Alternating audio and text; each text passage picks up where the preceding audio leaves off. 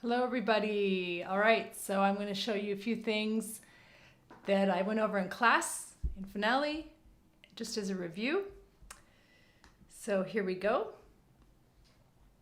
I'll show first Speedy Entry. So here's our main tool palette up here.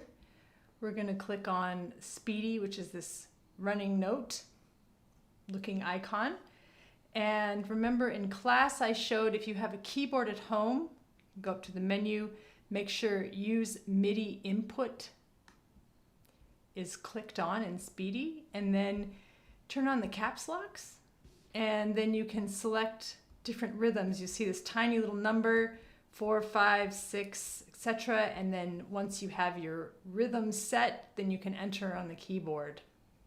If you don't have a keyboard at home, you're going to go up to Speedy in the menu, turn off Use MIDI Input for device, turn off the caps locks, and then you can use the arrow keys to go up and down in the staff, and numbers, when I push a number, that will enter. I just entered that in the wrong layer. I'm going to click delete, make sure I'm in layer 1. I'm entering the soprano part, and I'm going to go ahead and enter the notes as I go.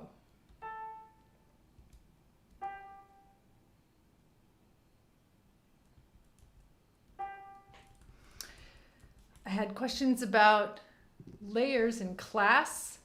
You can go back to where you want to start. So you'll notice you can't actually like grab notes with the selection tool. Our most intuitive motion would be to just be able to grab notes, and it doesn't work that way in Finale. We have to use everything through this note selection process. So Speedy and going note by note with the arrow keys, so you can see I can go back to where I want to enter things. So if I want to enter this alto part back in the beginning, go back to the beginning, down here, change to layer 2. Then I can start entering layer 2. I'm going to use number 4 to enter eighth notes, and so forth. And the same process for entering layers in 1 and 2 in the tenor and bass parts. And you can change the layer here as well. You'll see I'm going to push Command equals or Command plus or Control plus on PC is the zoom feature, Control plus or Control equals, Control plus and minus. Allows you to zoom. I'm going to zoom in so you can see layer 1 is activated, layer 2 is faded. If I turn on layer 1, turn on layer 2, it's activated, and layer 1 is faded. So you can kind of see that way which layer is active. See, it's transparent when it's not. Okay, so Control minus to zoom back out. A couple of the other tools that I showed in class. So this is your whole tool palette. You can always scroll over to find what you're looking for. I showed the expression tool, which has this little entering arrow. You see as I get closer, I can enter expressions in different places. When you have a tool, you can double click in the score where you want to enter things. So I showed how to make your own marking in the beginning. If I click here, we want something that says Gelobet seist du Jesu Christ. You can duplicate a previous one. So I'm going to click duplicate and then edit. And I'm going to Gelobet seist du Jesu Christ. Click OK. And then I've created my own marking. Click Assign. The other tool I showed is the Articulation Tool. It's this tool that looks like a whole note with an accent on it. Same entry process. I click where I want articulation, and you'll be using these for the fermatas in the piece, which are at all the holds. So if I click over a note, I get this palette of articulations. You'll see the fermatas down here. Notice there's a letter attached, letter F. There is some logic here to these articulations. So letter F, F is for fermata. I can click select, or I can go in and if I hold letter F down and click, it'll also insert, if I want to, fermata in, this is a much faster way if I want to enter fermatas like that. Each articulation has this little box that allows you to select it. You can do what I just did, which is draw a box around all of them, and I can click delete, get rid of them, or I can move them around in the score. You'll see they have some auto flip features. So if you want to put it underneath, that's how you can adjust within the score. So there's this little handle. All these things in Finale have these little handles that you can move things around. Even the title in the beginning has a little box as well if I click on the title. So, okay, that's the articulation tool. I showed the time signature tool, how to adjust the last measure. So I click on the 4/4, which is the time signature tool. And if you click in the staff, double click, it opens up the tool. For this, we want to set it to have only 3 beats, but we're going to click more options and use a different time signature for display. We're going to have it display 4/4. And then click OK. And that does your last measure. You might have to, do you see how there's this funky rest? You might have to go in, select, and use the arrow key to go to the end of the measure and click delete to get rid of those beats. So I'm going to click delete. You'll see I still have a beat in layer 2 that's hanging out. So I'm going to go into layer 2, use the arrow key to go to the end and delete the extra rests. It cleans it up. The page layout tool is this little icon that looks like a paper. Click on that and you'll see it sets up a bunch of these lines. Don't mess with these lines straight away because it'll mess up your score. Always work with page layout up in the menu under systems. And you can edit systems or page margins. So let's just turn on systems. This gives you a little dialog box that allows you to set the margins. So systems are actually, they're numbered in Finale. And you can set the distance here. You say what system you want to change and what you want the margin to be. And I have the directions. So just follow the assignment directions for the different system spacings and enter them here in this dialog box. Systems are different than page margins. Page margins are just like in a document, the space all the way around. I suggest in Finale, I almost always use 0.5 for all pages. Click apply. It just gives you a little more space to work with in your document. So, and I use that for full, published printed scores. I always do everything 0.5. It makes it the most roomy look. In the directions, I also talk about the staff tool, which is this treble clef on the staff. You'll see there's a little box right next to the clefs.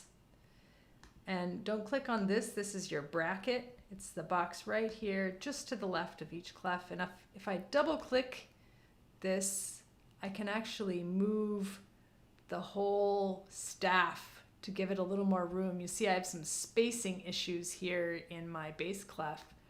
So I'm actually going to double click this whole staff system and just give it a little bit more room so it's not conflicting with the parts. And there we go, it looks a little better. So that's one way you can move the staff around to give yourself some more space.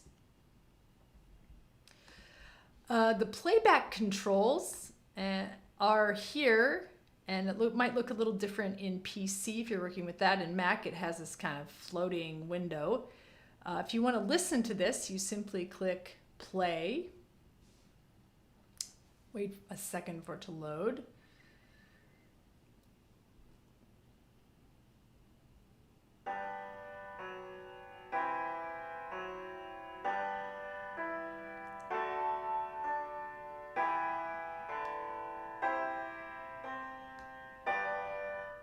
All right, so that's a little bit slow.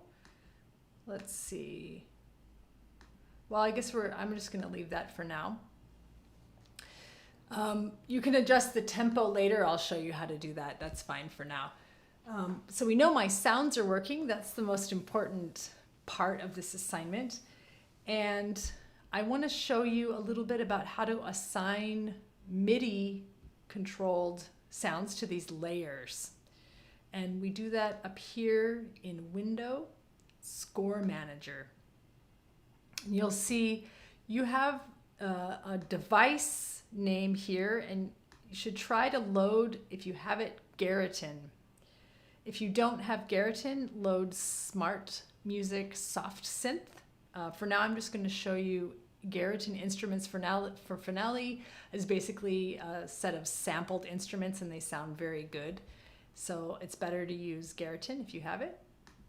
Right now, you can see I have a piano set for all my staffs. So staff 1 is my treble clef, staff 2 is my bass clef. To assign sounds to these layers, I can actually click this little arrow to the left of the staff, and it opens up the layers.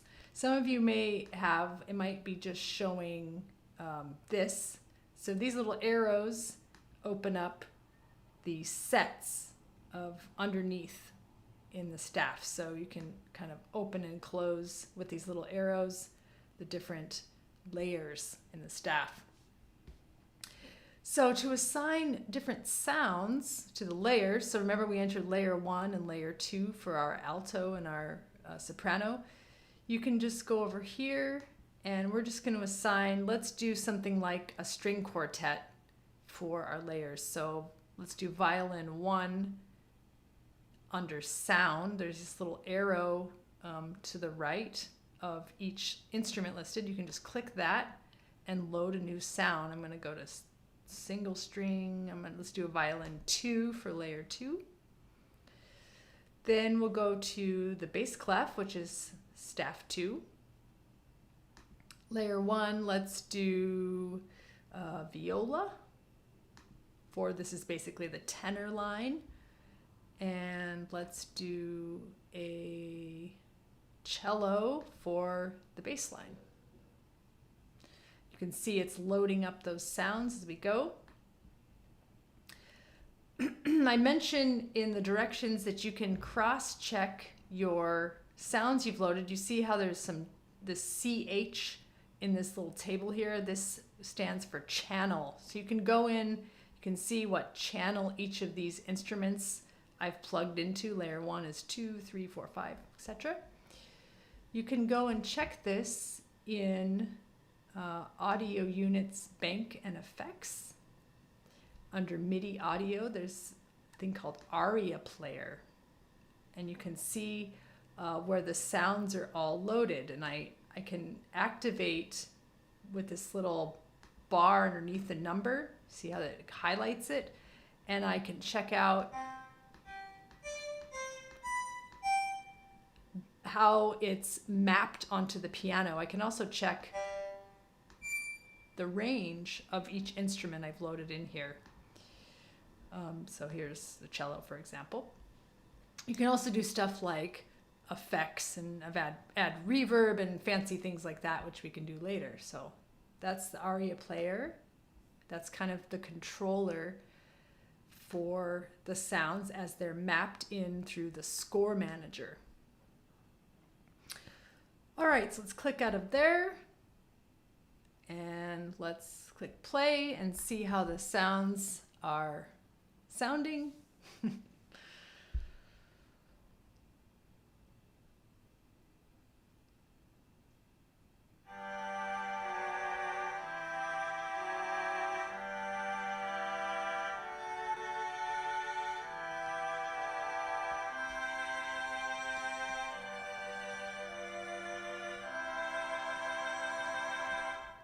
All right. Yay, sounds beautiful. And you can do whatever configuration you want on this. If you want to just do what I did and do a string quartet, that's cool. Or if you want to mess around, you could do a brass group. You could do some funky other things. So have fun with this. Just you have to assign 4 different sounds to the layers. All right, when you're ready to submit the assignment, if you're working on a Mac, you just simply export. So under File, Export Audio File. This will export a WAV file.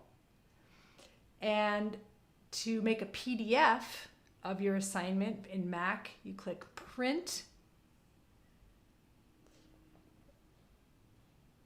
And go down here to the bottom, PDF, Save as PDF. If you're working on a PC, it's a little bit more intuitive. Both of the options are under Export. You can export to PDF and to audio file. You don't have to do it through the print dialog. So, all right, have fun with this.